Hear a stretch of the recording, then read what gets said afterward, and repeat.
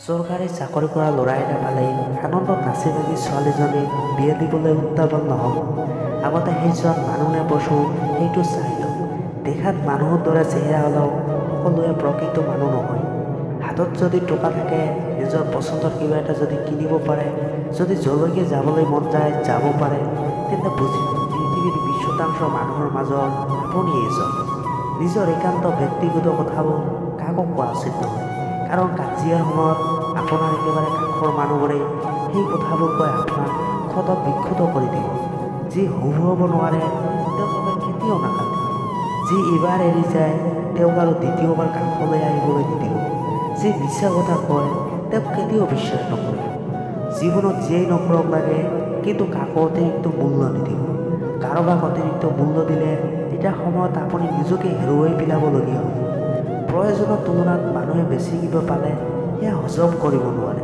এটা কুকুৰক 3 দিন খাবলৈ দিয়ক, কুকুৰটোৱে আপোনাক 3 বছৰ মনত ৰাখিব। কিন্তু এজন মানুহক 3 বছৰ খোৱালেও তেওঁ নিজৰ স্বাৰ্থ পূৰণ হ'লে 3 দিনতে আপোনাক পাহৰি যাব।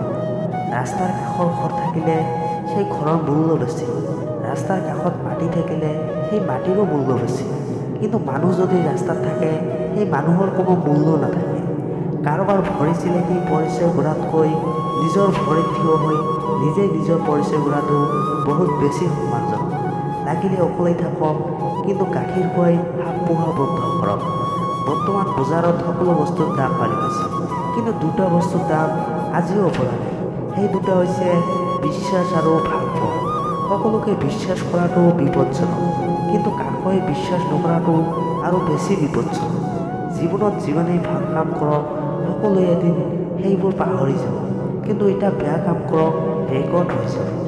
হয় বা নহয়, এই দুটা একেবাৰে সৰু কথা, কিন্তু এই দুটা কথা ক'বলৈকে সকলোতকৈ বেছি ভাবিবলগীয়া হয়। সেইজনৰ সংগ কেতিয়াও ত্যাগ নকৰিব। যাৰ বেয়া সময় চলিছে সেইজনৰ সংগ ত্যাগ কৰক, যি নিকৃষ্ট মানসিকতাৰ পৰিচয় দিয়ে। অহংকাৰ কেতিয়াও নকৰিব। এই পৃথিৱীয়ে কাকো চিৰকাল থাকিবলৈ নিদিয়ে আৰু কাকো একো লৈ যাবলৈও নিদিয়ে। প্ৰতিজন মানুহে ডিপ্ৰেশ্যনত ভোগাৰ মূলতেই দায়ী কিছুমান আপোন মানুহ। জাহাজৰ চাৰিওকাষে পানী থাকে, তথাপিও জাহাজ নুডুবে। কিন্তু যেতিয়া পানীৰ জাহাজৰ ভিতৰত প্ৰৱেশ কৰে তেতিয়াই জাহাজ ডুবে।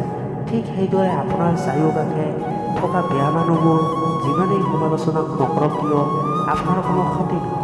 কিন্তু যেতিয়া সেই বেয়া মানুহবোৰক আপুনি জীৱনৰ অংশ কৰি ল'ব, তেতিয়াই তেওঁলোকে আপোনাক ধ্বংস কৰিবলৈ আৰম্ভ কৰিব। গতিকে এনে মানুহৰ পৰা দূৰত থকাই মংগল। জীৱনৰ কিছু সিদ্ধান্ত বহুত বেছি কঠিন, কিন্তু এই কঠিন সিদ্ধান্তবোৰেই এদিন সম্পূৰ্ণ জীৱনটো সলনি কৰি দিয়ে।